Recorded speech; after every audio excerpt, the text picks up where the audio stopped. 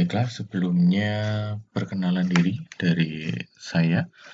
Nama saya Putra Utama Eka Sakti. Saya salah satu mahasiswa Magister Teknik Informatika di Universitas Amikom Yogyakarta. Di sini saya akan sedikit mengulas terkait penugasan UTS dari mata kuliah Sistem Analisis dan Desain. Jadi di sini saya akan sedikit mereview tentang sebuah paper dengan judul A Review on Design and Implementation of Software-Defined Wireless, di mana paper ini itu diterbitkan oleh IEEE System Journal di tahun 2019. Sebagai pengarangnya atau pembuatnya itu ada Halid, ada Li Wang, ada Liang Sun, ada Chun Sheng Xu, dan Liu Xu. Jadi di sini kita langsung masuk ke pembahasan di abstraknya. Jadi di abstraknya di sini bercerita tentang jaringan wireless ya. Dengan jaringan wireless di sini menekankan pada jaringan WLAN. Jadi di mana wireless tersebut digunakan pada lingkup lokal area network. Jadi di sini memang WLAN merupakan teknologi yang sangat umum bagi penggunanya seperti itu. Dan di dalam paper ini akan diintegrasikan atau digunakan Software Defined Network atau SDN yang digabungkan dengan teknologi WLAN. Jadi di sini memang sekarang untuk teknologi SDN sendiri telah berkembang luas gitu ya dan diterima oleh industri jaringan tentunya. Jadi fokus utama dari SDN yang ada di paper ini pada jaringan kabel tadinya. Tetapi di paper ini akan diulas bagaimana caranya SDN itu akan terintegrasi dengan jaringan wireless dan perbandingannya dari segi sistem yang digunakan. Jadi selanjutnya di sini kenapa kok dari SDN itu akan digabungkan dengan WLAN.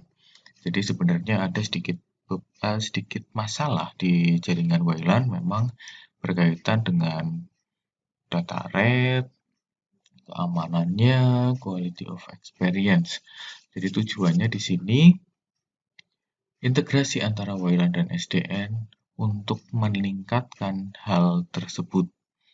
Jadi upaya-upaya apa yang nantinya akan digunakan untuk mengintegrasikan atau menggabungkan antara SDN dengan WLAN untuk meningkatkan data rate, untuk meningkatkan keamanan, dan untuk meningkatkan quality of experience. Lalu selanjutnya kita masuk ke introduction-nya. Jadi dalam introduction di sini akan dibahas tentang apa itu wireless local area network. Jadi pada dasarnya sebelum kita membahas lebih jauh itu ada berkaitan dengan dasarnya terlebih dahulu. Jadi di pendahuluan ini memang dibahas tuntas tentang dasarnya yaitu WLAN tersebut. Jadi di wireless tersebut adalah WLAN itu sebenarnya wireless yang terdapat pada jaringan lokal atau LAN. Jadi sebelumnya apabila di jaringan LAN itu tidak terdapat wireless, sekarang ditambahkan W di depannya itu akan menambahkan wireless. Jadi di mana jaringan lokal tetapi terintegrasi dengan teknologi wireless. Jadi di sini untuk konektivitasnya antara end user ke sebuah jaringan gitu ya, itu akan lebih mudah seperti itu. Jadi di sini untuk penggunaan WLAN memang sekarang sudah luar biasa banyak digunakan di Indonesia maupun di negara-negara lain gitu. karena dianggap memang lebih efisien dibanding menggunakan jaringan kabel. Secara mobilitas, secara performa juga tidak jauh beda dengan menggunakan kabel. Nah, di sini dari berbagai sumber untuk penguntipannya. Terus selanjutnya di sini dibahas tentang wireless LAN juga, dia digunakan untuk IoT juga pastinya. Jadi di sini untuk wireless LAN memang digunakan untuk IoT, biasanya untuk kontrol-kontrol dari perangkat tertentu. Contohnya biasanya untuk mengontrol istilahnya lampu dari jarak jauh, mengontrol pintu dan lain sebagainya. Tetapi di sini banyak sekali digunakan untuk hotspot sebenarnya sih. Jadi sekitar ini ya, untuk sekitar kita juga sering digunakan untuk hotspot juga. Ya sebenarnya dari segi kualitas memang tidak jauh berbeda, tetapi memang di bawahnya dari jaringan kabel itu sendiri. Terus untuk selanjutnya di sini memang ada standar untuk wireless, sebenarnya dia ada di YEE 802.11 AD. Sebenarnya tidak hanya AD, ada 802.11A, B, G, N, AC, dan seterusnya. Tapi mungkin di Indonesia memang masih dikembangkan untuk teknologi-teknologi wireless yang lebih maju lagi. Nah, di sini contohnya kita menggunakan 802.11 AD. Sedangkan untuk coverage areanya atau lingkupan area menggunakan wireless LAN ini, dia biasanya menggunakan perangkat yang namanya access point juga. Jadi access point juga menentukan kekuatan dari trafficnya. Jadi semakin bagus access point-nya, juga kecepatan datanya juga akan semakin baik. Untuk selanjutnya di sini ada informasi terkait kebutuhan dari SD WLAN. Jadi di sini memang dibahas lumayan banyak. Tapi pada dasarnya apabila kita mengintegrasikan SD ke WLAN, SD itu maksudnya software defined ya. Ini ya software defined. Jadi SD yang diintegrasikan dengan WLAN itu maksudnya kenapa kok butuh SD WLAN ya di dalam sebuah jaringan? Itu karena yang pertama dari segi konfigurasi akan lebih cepat, lalu untuk segi kolaborasi antar perangkat juga akan lebih baik. Nah, di sini sebenarnya untuk intinya dari pembahasan ini berimbas pada quality of service-nya. Jadi, apabila menggunakan kontrol berupa logic di dalam sebuah SD WLAN, itu akan secara tidak langsung meningkatkan quality of service. Entah itu dari segi kecepatan, throughput, atau waktu delay, dan lain sebagainya.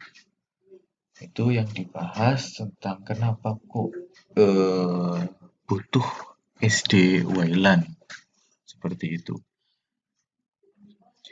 Lalu untuk selanjutnya di sini artikel survei terkait dan kontribusinya dari penulis tersebut. Jadi di dalam kontribusi dan artikel ini, di sini akan mencari beberapa atau survei dari beberapa artikel yang sesuai atau yang bagus mencakup aspek SDN. Nah, di sini akan terlihat beberapa penelitian tentang SD WLAN dari tahap awal hingga tahap yang sudah menjadikan dieksplorasi di jaringan kabel dan jaringan terpusat seperti itu. Untuk selanjutnya di sini dibahas tentang ini masih pengumpulannya ya. Terus ada struktur artikelnya. Jadi struktur artikel di sini ada beberapa bagian. Jadi yang bagian kedua akan menyajikan gambaran singkat tentang SDN. Nanti akan dilihat di bagian ketiga Kita juga akan melihat kemungkinan manfaat-manfaat yang diberikan oleh SDN Wayland ini. Lalu ada beberapa masalah-masalah yang belum terpecahkan gitu dan lain sebagainya. Lalu untuk selanjutnya di bagian ke-5, 4 ya, 4 itu ada detailnya, tadi implementasinya itu seperti apa. Di bagian ke-5, nanti di sini akan membahas penelitian-penelitian atau pekerjaan dari penelitian yang paling signifikan itu apa. Lalu selanjutnya di bagian ke-6, di sini kita akan membahas beberapa arah penelitian yang potensial dan kesenjangan penelitiannya. Dan yang terakhir di sini akan menyimpulkan artikel atau paper ini. Lalu kita lanjutkan lagi ke bagian kedua. Di sini akan membahas tentang berbagai overview dari SDN. Di sini memang cukup panjang, tapi saya akan mengulas gitu ya, mereview tentang SDN tersebut. Sebenarnya dari SDN ini dia akan melakukan integrasi secara software terhadap perangkat-perangkat di dalam jaringannya. Walaupun pada dasarnya di sini dibahas terkaitan dengan WLAN atau berkaitan dengan identik dengan perangkat yang dinamakan dengan access point, akan tetapi di sini tidak hanya access point saja, tetapi di sini ada router, ada switch, ada perangkat-perangkat lain yang ada di dalam sebuah jaringan. Jadi, secara tidak langsung di situ, apabila kita menggunakan jaringan LAN yang kompleks, itu akan dengan mudah mengontrolnya. Dengan secara mudah kita melakukan konfigurasi yang dilakukan secara terpusat. Ya, seperti itu sebenarnya dari SDN. Jadi, harapannya apabila SDN akan digabungkan dengan jaringan WLAN, itu untuk melakukan organisasi sebuah jaringan, melakukan konfigurasi, melakukan editing di sebuah jaringan, itu akan lebih mudah. Karena di sini untuk kontrol, konfigurasi itu dimasukkan ke dalam suatu software yang dinamakan dengan SDN. Selanjutnya masih di bagian 2, itu di bagian A di sini dibahas tentang arsitektur dasar dari SDN. Jadi di sini di gambar 1 ya, itu akan menunjukkan bahwa ada tipikal arsitektur di SDN. Jadi langsung saja kita tinjau di dalam tabel 1, kontrol feature-nya. Jadi ada beberapa kontrolnya, itu ada beberapa nama gitu ya, ada Knox, ada Open Daylight, ada Flow Daylight, ada Riu, ada Trema, ada ONOS gitu ya. Jadi ada beberapa yang diambil dari beberapa sumber juga. Implementasinya itu sebenarnya ada beberapa bahasa pemrograman di sini ya. Ada Python, ada Java, ada Python juga, ada C, ada Ruby, itu masuk juga, ada Java juga. Nah, sebenarnya untuk implementasi bahasa pemrogramannya memang sekarang masih familiar dengan Java dan C gitu ya. Tapi sekarang sudah mulai berkembang, kita masuk ke dalam eranya dari bahasa pemrograman Python di dalam sebuah jaringan. Lalu dari segi arsitekturnya di sini ada yang tersentral dan ada yang terdistribusi gitu ya. Jadi ada beberapa jenis arsitektur di masing-masing controller. Jadi OpenFlow versionnya juga ada macam-macam dari 1.0, 1.3, dan 1.5. Cuma di sini apabila kita menggunakan SDN tadi, itu masih menggunakan open source gitu. Dan di sini untuk GUI-nya ya, untuk GUI-nya itu ada beberapa yang memang menggunakan GUI dan terintegrasi dengan web juga, ada juga yang tidak, seperti itu. Untuk REST API-nya, sistem base-nya itu ada yang menggunakan API, ada juga yang tidak. Nah, platform yang digunakan di sini beragam juga. Ada yang bisa digunakan untuk Linux, ada yang digunakan untuk Mac, OS, dan ada yang digunakan untuk Windows. Secara garis besar seperti itu untuk yang basic SDN arsitektur. Nah, di sini untuk mobility management, load balancing, dan lain sebagainya, itu dibahas di gambar selanjutnya. Seperti itu, di sini masih berkaitan dengan pembahasan arsitekturnya, itu seperti apa, tapi secara singkat dapat dilihat pada tabel 1 controller tadi. Jadi secara garis besar bisa terlihat maksudnya di apa, maksudnya bagaimana, dan sebagainya. Untuk selanjutnya di sini dibahas terkait standar dari protokolnya. Protokol apa sih yang digunakan oleh SDN? Terus di sini juga ada yang dibahas tentang operating system apa gitu ya yang digunakan.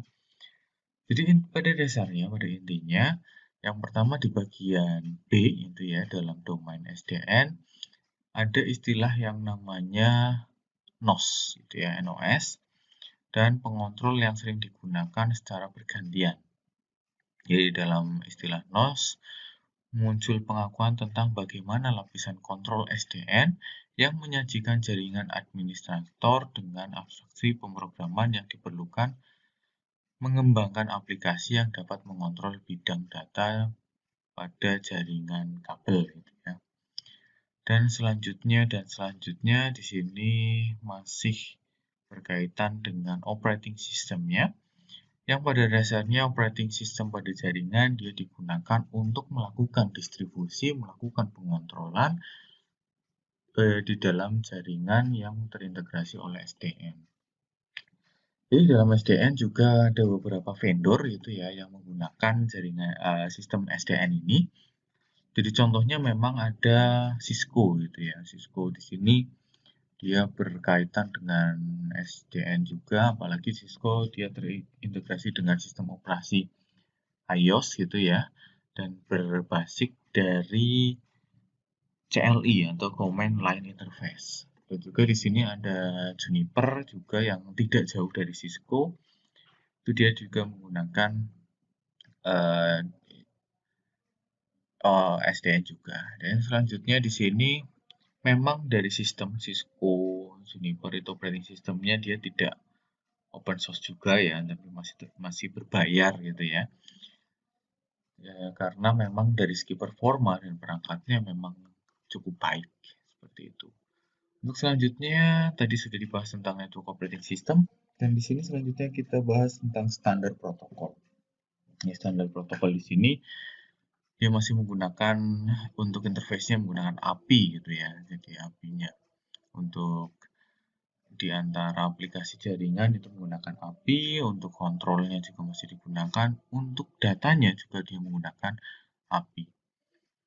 Terus untuk interface-nya di sini menggunakan NBIS gitu ya. Jadi untuk menyediakan komunikasi antara protokol dan aplikasinya. Jadi ada beberapa protokol-protokol yang dibahas dalam paper tersebut.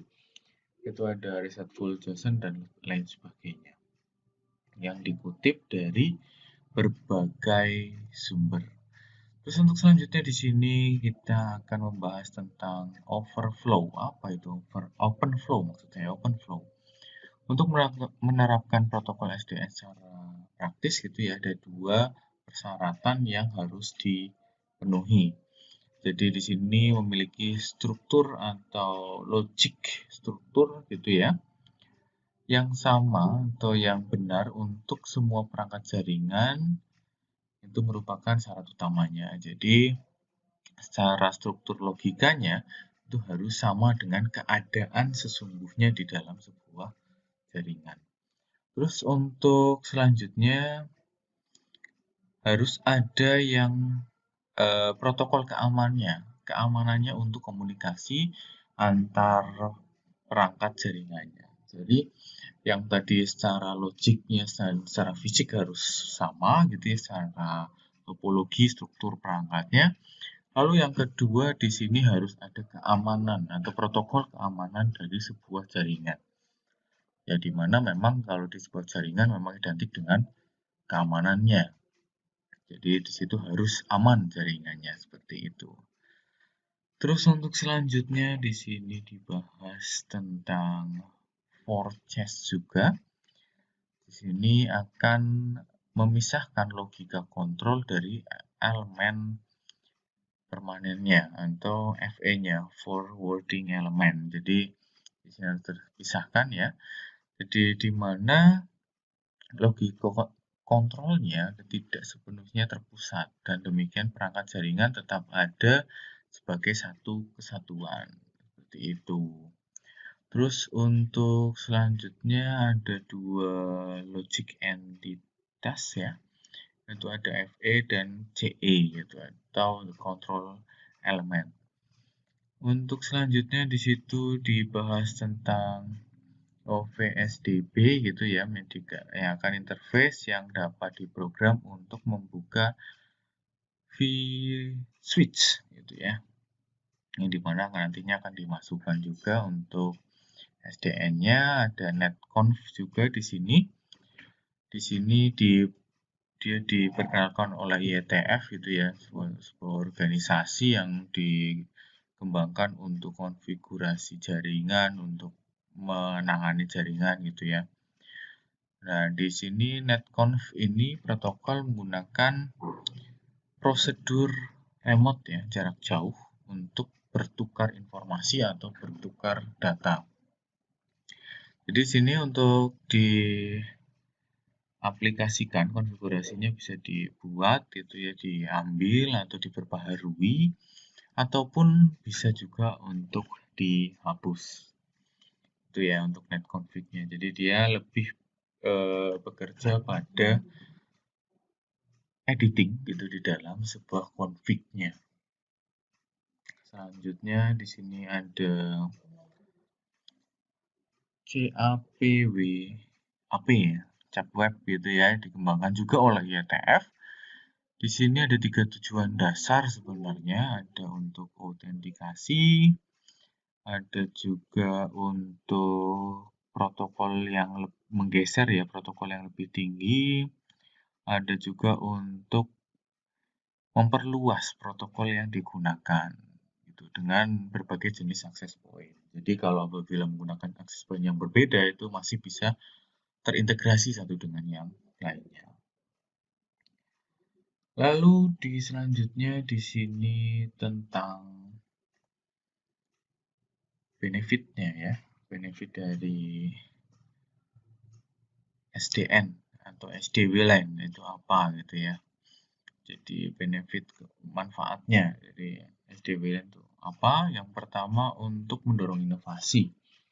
Jadi apabila kita menggunakan SDN itu ya sebenarnya inovasi baru untuk melakukan ide-ide baru terkait konfigurasi di dalam jaringan. Lalu selanjutnya di sini adalah manajemen jaringan yang efisien.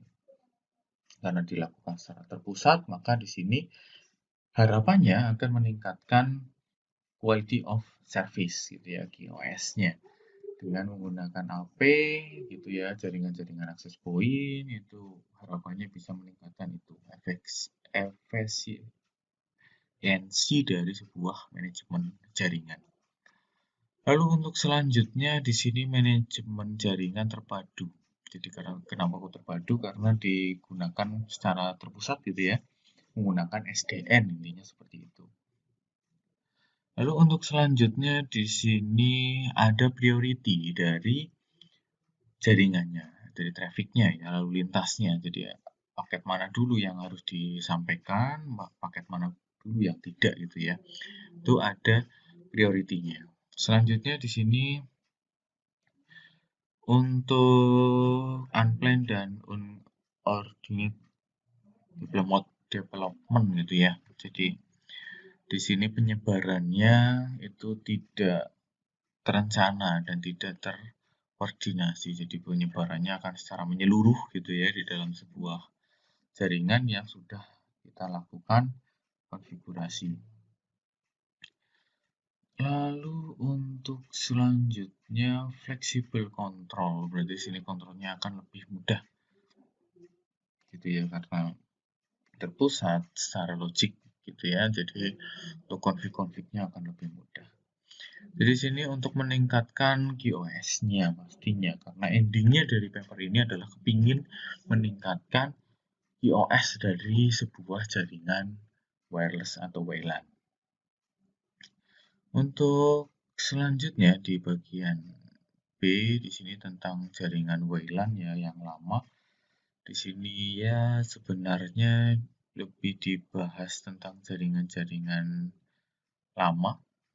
Kalau memang intinya ini panjang, tapi pada dasarnya intinya di dalam jaringan WLAN yang lama itu dia masih menggunakan konfigurasi manual satu akses point. Dia masih menggunakan YE802 juga, tapi yang versi-versi lama gitu ya untuk akses poinnya. Terus kita juga harus menyediakan apa untuk load balancing, ada transmisi power adjustnya gimana, ada channelnya harus seperti apa agar tidak terjadi interferensi seperti itu. Lalu untuk selanjutnya di sini ada pembahasan terkait masalah-masalah yang muncul. Jadi di sini untuk manajemen mobilitasnya gitu ya. Di sini memang QoS-nya tidak dijamin gitu ya, tidak dijamin QoS-nya baik gitu secara prinsipnya. Terus load balancing-nya untuk dari berbagai sumber yang digabungkan menjadi satu itu memang masih ada kendala. Di sini berkaitan dengan RSSI juga seperti itu. Jadi masih ada masalah di situ untuk load balance. Jadi selanjutnya ada efisiensi energi. Maksudnya energi yang dipancarkan oleh wireless juga masih belum baik gitu. Kondisinya masih kurang baik. Lalu selanjutnya di sini yang pastinya ada interferensi. Dimana biasanya kalau dilakukan konfigurasi secara manual ada channel 1, channel 2, channel 3, ada channel-channel yang sama yang digabungkan menjadi satu, itu akan terjadi yang namanya interferensi. Untuk selanjutnya di sini di bagian keempat ada approaches, berarti dari segi pendekatannya. Jadi di sini untuk pendekatannya yang pertama pada research ini itu menggunakan simulator atau emulator. Jadi di sini ada intinya dibahas tentang ya untuk melakukan uji cobanya itu menggunakan beberapa jenis untuk simulator dan emulator. Biasanya di sini dibahas tentang software network simulator seperti itu.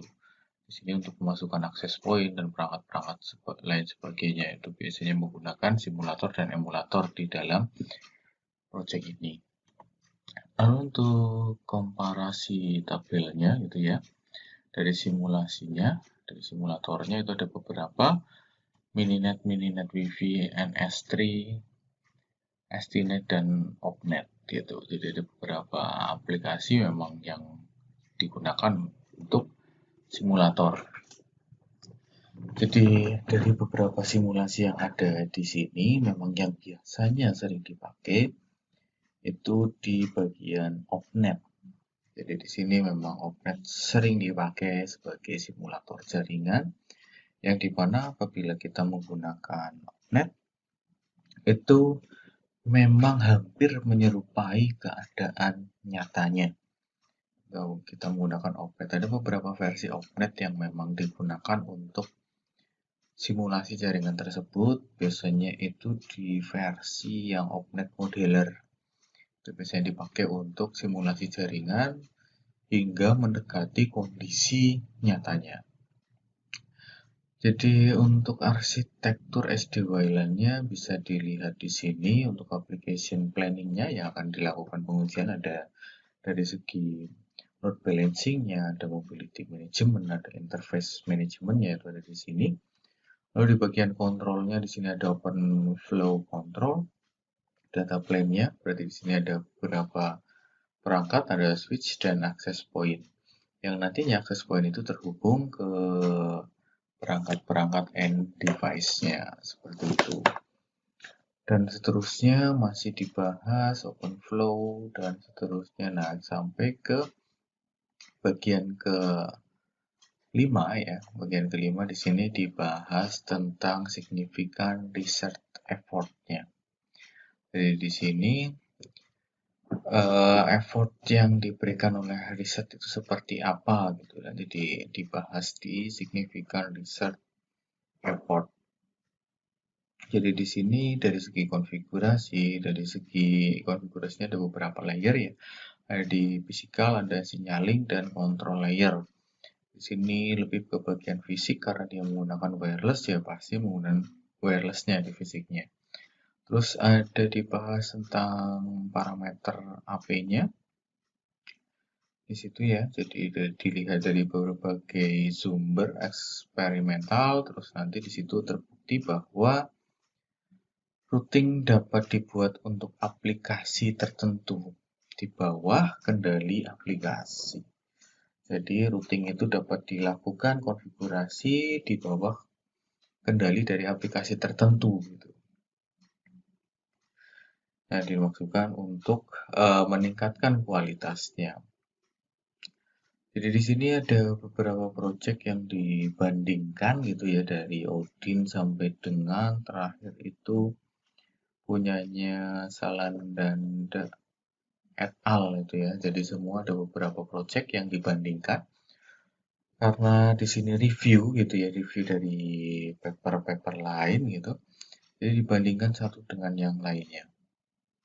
Dari segi compatibility, experimental environment, ada kontrolnya, ada wireless access point desainnya, ada target problem-problemnya, ada target masalahnya apa, dan sampai abstraction-nya seperti apa.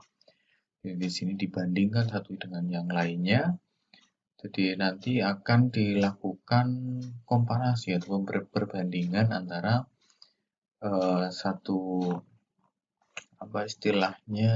project dengan project yang lain seperti itu.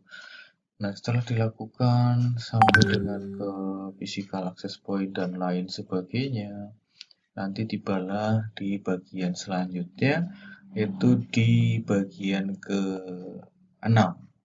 Nah, di sini berkaitan dengan discussion. Jadi open research direction. Jadi di sini banyak membahas tentang upaya peneliti yang telah dilakukan untuk implementasi dari SD Wayland tersebut. Namun di sini memang perlu direncanakan khusus ya terkait solusi-solusi yang memang tadinya sudah ada dan belum diterapkan. Di sini masih banyak celah ya yang harus ditutup untuk istilahnya meningkatkan kualitas Wayland dengan menggunakan SD Wayland.